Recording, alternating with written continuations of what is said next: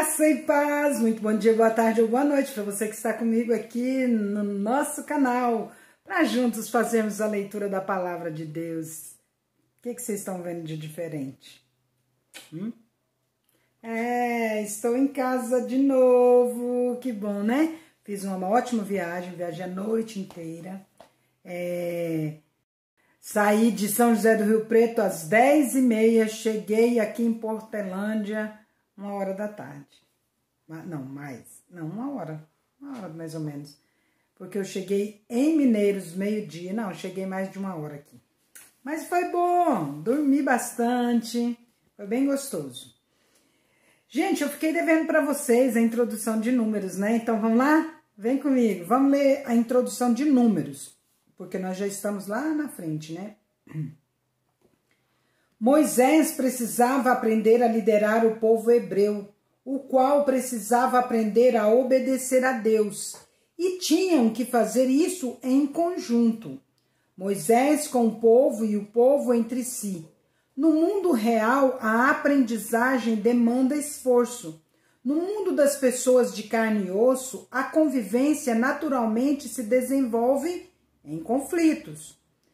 Parte do conteúdo de Números tem a ver com as regras para as celebrações, incluindo as festas, as ofertas e os sacerdotes. O livro parece insistir em que nada deve ser feito de qualquer maneira, mas com dedicação. Enquanto isso, a marcha acontece, a aprendizagem ocorre na caminhada. Em meio à caminhada, Números nos encoraja a sermos submissos a Deus, em lugar de murmurarmos e não crermos nele como a geração que pereceu no deserto. Uma viagem que duraria meses levou anos para ser feita. O povo hebreu era numeroso e era preciso organizar a entrada na nova terra. Quantas pessoas que habitavam em tendas levantaram acampamento conforme as instruções de Deus por meio de Moisés? Era preciso contá-las. Este é o objetivo do livro.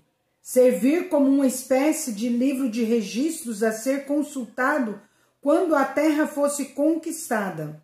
Ao fazer isso, o livro nos mostra que Deus se encarna na história real das pessoas, na nossa, inclusive. O livro se destina primeiramente aos hebreus na ocasião do cumprimento da profecia, quando estavam prestes a entrar na terra onde 5 séculos antes vivera o patriarca Abraão. O livro se aplica também diretamente a nós, integrantes da Igreja de Jesus Cristo. Os cristãos falham, seus líderes falham.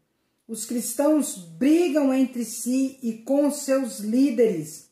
Assim mesmos, os cristãos marcham, estão a caminho da terra prometida, são peregrinos aqui. Nem por isso a desobediência é aceita por Deus. Por sua desobediência, Moisés viu a terra, mas não pisou nela. Deus o perdoou, mas todos precisamos aprender que o pecado tem consequências. Tem o perdão? Tem, mas haverá as consequências, né? Números é como um púlpito diante de nós a nos lembrar dos resultados amargos da desobediência. Números se desenrola na península do Sinai, para onde o povo hebreu viajou depois que atravessou o mar, fugindo do faraó. Pouco depois entrou na terra ao longo das margens do rio Jordão e do mar Mediterrâneo, tendo ao sul o Mar Morto e ao norte o Monte Hermon. Então amanhã a gente fala sobre a autoria e data do livro, tá bom? Vamos à leitura de hoje. Hoje é 16 de março. Você deve estar pensando que você está meio doidinha, né? Ah, gente, é tão bom ir para a casa dos meus filhos, maravilhoso. Mas não tem nada bom como a casa da gente, não é verdade? Eu queria morar lá, ter minha casa lá pertinho deles, mas Deus não quis assim, não é verdade? Mas a casa da gente é outra coisa. Diz aí para mim nos comentários, o que você acha? quando você viaja, fica um tempinho, igual eu fiquei 15 dias fora, e aí você volta para sua casa para deitar na sua cama, se bem que a cama que eu dormi na casa do Timóteo era muito boa, hein? Que cama boa. Mas tá bom, gente, vamos lá. E depois, gente, na casa do DJ, a cama não era boa porque eu não fiquei na casa dele mesmo, né? A gente ficou na casa de uma amiga lá, porque o DJ está em mudança, né? Como eu já disse aqui, ele está de mudança. Então, por enquanto, ele está acampado, vamos dizer assim, na casa da tia da esposa dele. E eu fiquei na casa de uma amiga. Carrulha, se você ver esse vídeo, ó, beijão pra você e pro Luciano, que me receberam aí com muito carinho. A cama lá também uma delícia, porque a minha cama aqui não é muito boa. Mas a cama onde eu dormi foi melhor do que a minha. Mas a casa também fui muito bem recebida em todas as casas. Mas a casa da gente, né, gente? Onde você tira sua roupa ali, fica com aquelas roupas bagunçadas que você fica em casa. É bom, né? Falei muito, vamos para Números capítulo 24, do versículo 1 até o capítulo 25, versículo 18. Quando Balaão percebeu que o Senhor se agradava de abençoar Israel, não recorreu à adivinhação como antes. Em vez disso, voltou-se em direção ao deserto, onde viu o povo de Israel acampado de acordo com suas tribos. Então o Espírito de Deus veio sobre Balaão, e ele transmitiu a seguinte mensagem. Esta é a mensagem de Balaão, filho de Beor, a mensagem do homem cujos olhos veem com clareza, a mensagem daquele que ouve as palavras de Deus, que tem uma visão concedida pelo Todo-Poderoso, que se curva com os olhos bem abertos. Como são belas suas tendas, ó Jacó! Como são lindas suas moradas, ó Israel! Estendem-se diante de mim como palmeiras, como jardins à beira do rio. São como aloés plantados pelo Senhor, como cedros junto às águas. Águas jorrarão de seus baldes e suas sementes serão bem regadas. Seu rei será maior que Agag, e seu reino será exaltado. Deus os tirou do Egito. Ele é forte como o boi selvagem. Devora todas as nações que se opõem a ele. Despedaça seus ossos e como flechas as atravessa. Como leão, Israel se agacha e se deita. Como a leoa que tem coragem de... Como a leoa, quem tem coragem de acordá-lo? Sejam abençoados os que o abençoarem e amaldiçoados os que os amaldiçoarem. O rei Balaque se enfureceu com Balaão e, batendo as palmas das mãos, gritou: Eu o chamei para amaldiçoar meus inimigos. Em vez disso, você os abençoou 3 vezes. Vá embora, volte para casa. Eu lhe prometi uma grande recompensa, mas o Senhor o impediu de recebê-la. Gente, eu tenho uma história para contar para vocês aqui no canal sobre uma questão dessa de bênção. Vocês querem que eu conto?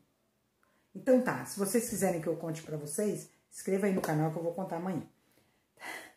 Nossa, mas é muito interessante. Algumas pessoas já sabem, né? Balaão disse a Balaque: Você não se lembra do que expliquei a seus mensageiros? Eu lhes avisei. Mesmo que Balaque me desse seu palácio cheio de prata e ouro, eu não poderia fazer coisa alguma, boa ou má, contra a vontade do Senhor. Avisei que só poderia falar aquilo que o Senhor dissesse. Agora volto para meu povo, mas primeiro lhe direi o que esse povo fará ao seu povo no futuro. Balaão transmitiu a seguinte mensagem. Esta é a mensagem de Balaão, filho de Beor, a mensagem do homem cujos olhos veem com clareza, a mensagem daquele que ouve as palavras de Deus, que possui conhecimento dado pelo Altíssimo, que tem uma visão concedida pelo Todo-Poderoso, que se curva com os olhos bem abertos. Eu o vejo, mas não agora. Eu o avisto, mas não de perto. Uma estrela surgirá de Jacó, um cetro se levantará de Israel, esmagará a cabeça do povo de Moabe e rachará o crânio dos descendentes de Sete. Tomará posse de Edom e conquistará seu inimigo. Seir, enquanto Israel marcha adiante em triunfo. De Jacó surgirá um governante que destruirá os sobreviventes de Ar. Então Balaão olhou na direção do povo de Amaleque e transmitiu a seguinte mensagem: Amaleque era a primeira de todas as nações, mas seu destino é a destruição. Em seguida, Balaão olhou na direção dos queneus e transmitiu a seguinte mensagem: sua habitação é segura, seu ninho está apoiado nas rochas. Os queneus, porém, serão destruídos quando Assur os levar prisioneiros. Balaão concluiu sua mensagem com estas palavras: ai, quem pode sobreviver quando Deus fizer estas coisas? Navios virão do litoral de Chipre, oprimirão Assur e afligirão Éber, mas eles também serão destruídos. Então Balaão se levantou e voltou para sua terra, e Balaque também seguiu seu caminho. Enquanto o povo estava acampado em Sitim, os homens de Israel começaram a manter relações sexuais com mulheres moabitas da região. Essas mulheres os convidaram para os sacrifícios a seus deuses, e o povo participou da festa e adorou os deuses de Moabe. Assim os israelitas prestaram culto a Baal em Peor, e a ira do Senhor se acendeu contra o povo. O Senhor disse a Moisés: prenda todos os chefes do povo e execute-os diante do Senhor em plena luz do dia, para que sua ira ardente se afaste de Israel. Então Moisés ordenou aos juízes de Israel: cada um de vocês executará os homens sob sua autoridade que participaram do culto a Baal em Peor. Nesse momento, enquanto todos choravam à entrada da tenda do encontro, um israelita levou para dentro de sua tenda uma mulher midianita, diante dos olhos de Moisés e de toda a comunidade de Israel. Quando Finéias, filho de Eleazar, e neto do sacerdote Arão, viu isso, levantou-se e saiu do meio do povo, pegou uma lança, correu atrás do homem até o interior de sua tenda e atravessou o corpo do homem e da mulher na altura do estômago, com um só golpe. Então a praga contra os israelitas cessou. A essa altura, porém, 24.000 pessoas já haviam morrido. Então o Senhor disse a Moisés: Finéias, filho de Eleazar e neto do sacerdote Arão, afastou minha ira dos israelitas ao demonstrar tamanho zelo por mim no meio deles, evitando que eu destruísse os israelitas na ira do meu zelo. Agora diga-lhe que faço com ele minha aliança especial de paz. Por meio dessa aliança, dou a Finéias e a seus descendentes direito permanente ao serviço sacerdotal, pois em seu zelo por mim, seu Deus, ele fez expiação pelo povo de Israel. O homem israelita morto com a mulher midianita se chamava Zinri, filho de Salu, chefe de uma das famílias da tribo de Simeão. A mulher se chamava Cosbi e era filha de Zur, chefe de um clã midianita. O Senhor disse a Moisés: ataque os midianitas e destrua-os, porque eles atacaram vocês, enganando-os no incidente em Peor, e também por causa de Cosbi, filha do chefe midianita, que foi morta durante a praga causada no incidente em Peor. Lucas, capítulo 2, de 1 a 35. Então, para você que está chegando agora no nosso canal, nós lemos a Bíblia 365 dias e ela tem uma leitura específica, né? Então, a gente lê parte do Velho Testamento, parte do Novo Testamento, parte de Salmos e parte de Provérbios, tá bom? Então, acompanhe a gente agora e a nossa versão é a versão NVT, tá? Naqueles dias, o imperador Augusto decretou um recenseamento em todo o Império Romano. Esse foi o primeiro recenseamento realizado quando Quirino era governador da Síria. Todos voltaram à cidade de origem para se registrar. Por ser descendente do rei Davi, José viajou da cidade de Nazaré da Galiléia para Belém, na Judéia, terra natal de Davi, levando consigo Maria, sua noiva, que estava grávida. E estando eles ali, chegou a hora de nascer o bebê. ela deu à luz seu primeiro filho, um menino, envolveu-o em faixas de pano e deitou numa manjedoura, porque não havia lugar para eles na hospedaria. Gente, eu vou abrir um parênteses aqui. Quando eu morava em Tuiutaba ainda, uma menina falou assim, gente, como o nosso país é abençoado, né? Jesus nasceu em Belém. Olha, gente, falta de conhecimento, né? Eu nunca esqueço disso, a gente riu muito e explicou para ela que Belém aqui não era Belém do Brasil, né? Belém do Pará, mas era na Judéia. Então, é muito importante a gente entender as coisas, né? Não, Jesus não nasceu em Belém do Pará, tá? Jesus nasceu em Belém, na Judéia. Então, vamos lá. Naquela noite, havia alguns pastores nos campos próximos, vigiando rebanhos de ovelhas. De repente, um anjo do Senhor apareceu entre eles e o brilho da glória do Senhor os cercou. Ficaram aterrorizados, mas o anjo lhes disse, não tenham medo. Trago boas notícias que darão grande alegria a todo o povo. Hoje em Belém, a cidade de Davi, nasceu o Salvador, que é Cristo, o Senhor. Vocês o reconhecerão por este sinal. Encontrarão o bebê enrolado em faixas de pano, deitado numa manjedoura. De repente, juntou-se ao anjo uma grande multidão do exército celestial, louvando a Deus e dizendo, glória a Deus nos mais altos céus e paz na terra àqueles de quem Deus se agrada. Quando os anjos voltaram para o céu, os pastores disseram uns aos outros, vamos a Belém para ver esse acontecimento que o Senhor nos anunciou. Indo depressa ao povoado, encontraram Maria e José, e lá estava o bebê, deitado na manjedoura. Depois de o verem, os pastores contaram a todos o que o anjo tinha dito a respeito da criança. E todos que ouviram a história dos pastores ficaram admirados. Maria, porém, guardava todas estas coisas no coração e refletia sobre elas. Os pastores voltaram glorificando e louvando a Deus por tudo o que tinham visto e ouvido. Tudo aconteceu como o anjo lhes havia anunciado. Há pouco tempo, o Timóteo, numa das suas devocionais, explicou sobre esse nascimento de Jesus, né? Você ouviu lá?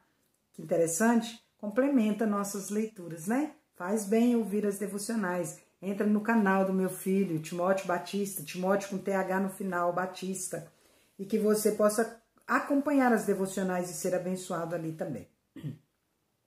8 dias depois, quando o bebê foi circuncidado, chamaram-no Jesus, o nome que o anjo lhe tinha dado, antes mesmo de ele ser concebido. Isso mesmo, concebido. Então, chegou o tempo da oferta de purificação, como era a exigência da lei de Moisés. Seus pais o levaram a Jerusalém para apresentá-lo ao Senhor, pois a lei do Senhor dizia, se o primeiro filho for menino, será consagrado ao Senhor. Assim, ofereceram o sacrifício exigido pela lei do Senhor, 2 rolinhas ou 2 pombinhos. Naquela época, vivia em Jerusalém um homem chamado Simeão. Ele era justo e devoto e esperava ansiosamente pela restauração de Israel. O Espírito Santo estava sobre ele e lhe havia revelado que ele não morreria enquanto não visse o Cristo enviado pelo Senhor. Nesse dia, o Espírito o conduziu ao templo.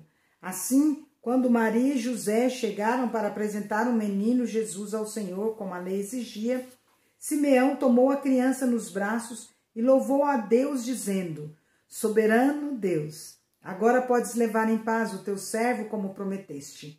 Vi a tua salvação, que preparaste para todos os povos. Ele é uma luz de revelação às nações e é a glória de teu povo Israel.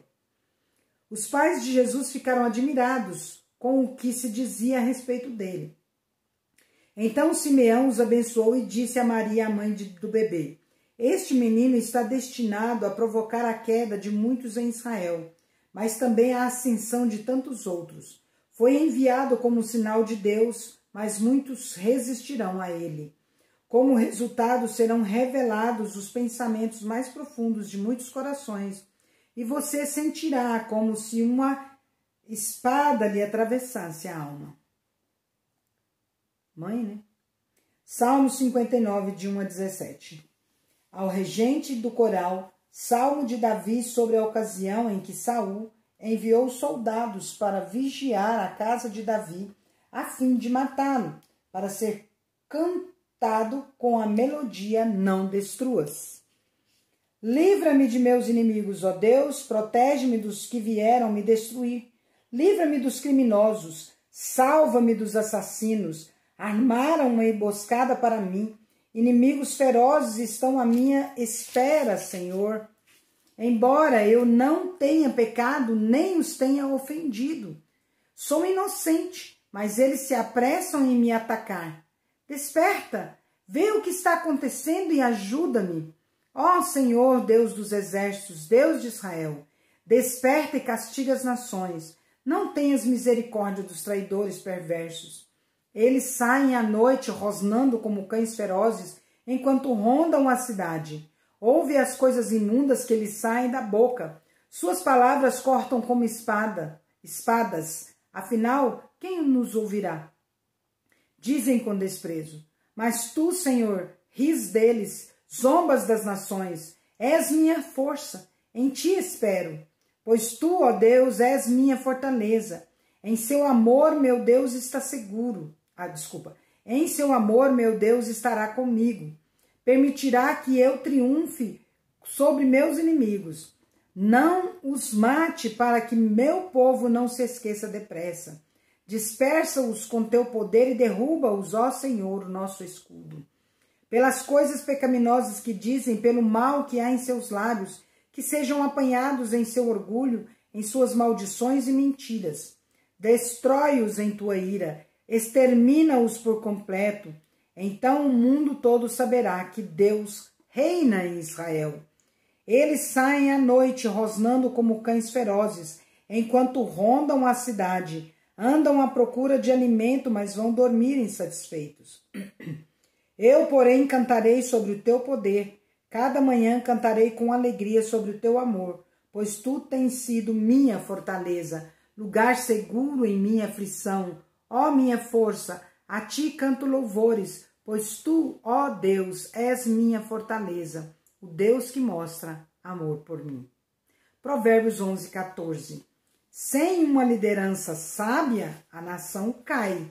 Ter muitos conselheiros lhe dá segurança. Então, vale a pena ouvir conselhos, né? E a gente escolhe ali, ou distingue, né? Aquele que vem de Deus e segue. Bom, encerramos aqui. Tem algumas coisas para vocês fazerem aí no canal, né? Nos comentários que eu pedi 2 coisas. Comentem lá, falam o que vocês têm a dizer sobre o que eu pedi, tá bom? E amanhã, se vocês optarem, eu vou estar contando para vocês a história sobre aquela bênção lá e maldição. Foi muito interessante o que aconteceu comigo. Bom, pessoal, encerramos por hoje. Finalmente, irmãos, tudo que é verdadeiro, tudo que é respeitável, tudo que é... tô errando já. Finalmente, irmãos, tudo que é verdadeiro, tudo que é respeitável, tudo que é justo, tudo que é puro, tudo que é amável, tudo que é de boa fama, se alguma virtude há, e se algum louvor existe, seja isso que ocupe o vosso pensamento em nome de Jesus, amém? Eu fico feliz porque no final você vai falar comigo e quando eu erro você me corrige, né? É isso aí. Bom, Deus é justo e bom. Vamos?